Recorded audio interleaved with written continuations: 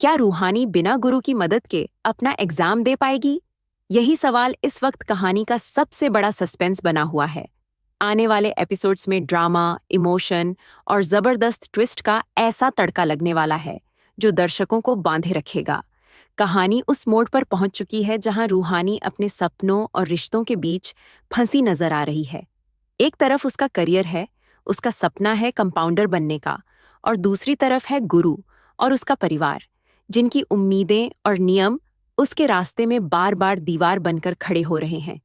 रूहानी अपने कमरे में बैठी गहरी सोच में डूबी होती है। उसके दिमाग में सिर्फ एक ही सवाल घूम रहा होता है, मैं अपना एग्जाम कैसे दूंगी? वह जानती है कि यह एग्जाम उसके भविष्य के लिए कितना जरूरी है, लेकिन हालात उसके खिलाफ हैं। इसी बीच गुरु वहां आता है। उसके चेहरे पर हल्की सी मुस्कान और आंखों में एक चुनौती साफ दिखाई देती है। वह रूहानी से पूछता है, सोचा है तुमने कि तुम यह एग्जाम अपने दम पर कैसे दोगी?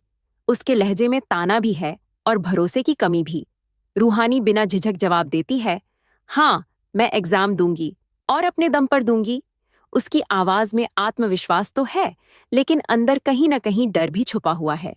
गुरु उसे और उकसाते हुए कहता है, अच्छा, तो जरा हमें भी बताओ कि तुम यह सब कैसे करने वाली हो। रूहानी हल्की सी मुस्कान के साथ कहती है, अष्टमी वाले दिन तुम्हें सब पता चल जाएगा कि मैं तुम्हारी मदद के बिना एग्जाम दे पाती हूं या नहीं। इसके बाद रूहानी सीधे गुरु की दादी के पास जाती है। उसके कदम धीमे हैं और दिल की धड़कन तेज। वह हकलाते हुए कहती है, दादी, मुझे आपसे कुछ कहना है। दादी उसे ध्यान से देखती है और थोड़ा सख्त लहजे में कहती हैं, जो कहना है साफ साफ बोलो। रूहानी हिम्मत जुटाकर कहती है, दादी, आज मेरा एग्जाम है। यह सुनते ही माहौल एकदम शांत हो जाता है। दादी कुछ नहीं कहती, दा बस उसे देखती रह जाती है।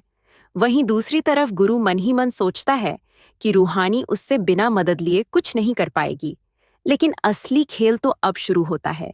जब रूहानी घर पर बैठकर अपने एग्जाम की तैयारी कर रही होती है, तभी गुरु की दादी चुपके से घर का इंटरनेट का तार काट देती है। अचानक से रूहानी की ऑनलाइन क्लास बंद हो जाती है।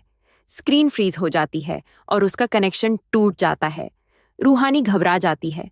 वह बार बार कोशिश करती है, लेकिन इंटरनेट वापस नहीं आता। उसकी आंखों में चिंता साफ झलकने लगती है। उसे समझ नहीं आता कि अब क्या करे। कुछ देर बाद वह फैसला करती है कि मोबाइल के इंटरनेट से काम चलाएगी, लेकिन घर के अंदर नेटवर्क बहुत कमजोर होता है। हर बार कनेक्शन टूट जाता है। आखिरकार वह छत पर जाने का फैसला करती है। तेज कदमों से सीढ़ियां चढ़ते हुए वह छत पर पहुंचती है। वहां जाकर जैसे ही वह फोन उठाती है, वाया नेटवर्क आ जाता है। उसके चेहरे पर हल्की राहत दिखाई देती है। वह वहीं बैठकर अपनी पढ़ाई शुरू कर देती है। हवा चल रही होती है, लेकिन उसका ध्यान सिर्फ अपने एग्जाम पर होता है। तभी गुरु वहां पहुंच जाता है। वह उसे देखकर हैरान भी होता है और थोड़ा प्रभावित भी। वह पूछता है, तो सोच लिया तुमने एग्जाम देने का तरीका? रूहानी आत्मविश्वास के साथ कहती है, हाँ, और वो भी तुम्हारी मदद के बिना। गुरु फिर पूछता है, कैसे? रूहानी मुस्कुराते हुए जवाब देती है, अष्टमी वाले दिन सब पता चल जाएगा। आखिरकार एग्जाम का दिन आ ही जाता है।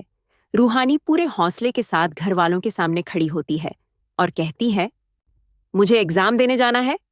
उसकी यह बात सुनकर पूरा परिवार चौंक जाता है। सबकी नजरें उसी पर टिक जाती हैं। किसी को समझ नहीं आता कि वह इतनी हिम्मत कैसे जुटा पाई।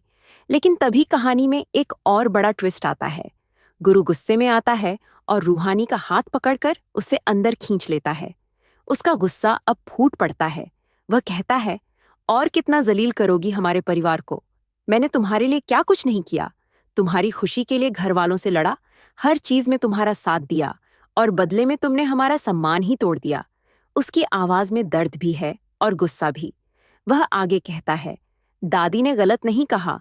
घर की बहू बिना बताए घर से बाहर जाती है और हम उस पर भरोसा करते रहते हैं। यह सुनकर रूहानी टूट जाती है। उसकी आंखों से आंसू बहने लगते हैं। वह रोते हुए कहती है, जब से मैं शेखर से मिली हूं, तब से तुम्हें यही लगता है कि मैं उससे मिलने जाती हूं। तुमने कभी मुझ पर भरोसा किया ही नहीं। गुरु गुस्से में जवाब देता है, बस, अब यह बात हमारे घर की मर्यादा तक पहुंच चुकी है। अगर तुम चाहती हो कि मैं तुम्हारे सपनों के रास्ते में ना आऊं, तो तुम भी मेरे कामों में दखल मत दो। अब सवाल ये है कि क्या रूहानी अपने हौसले और जिद के दम पर यह एग्जाम दे पाएगी? क्या परिवार उसे रोकेगा या उसका साथ देगा? और सबसे बड़ा सवाल, क्या गुरु और रूहानी के रिश्ते इस टकराव को झेल पाएंगे?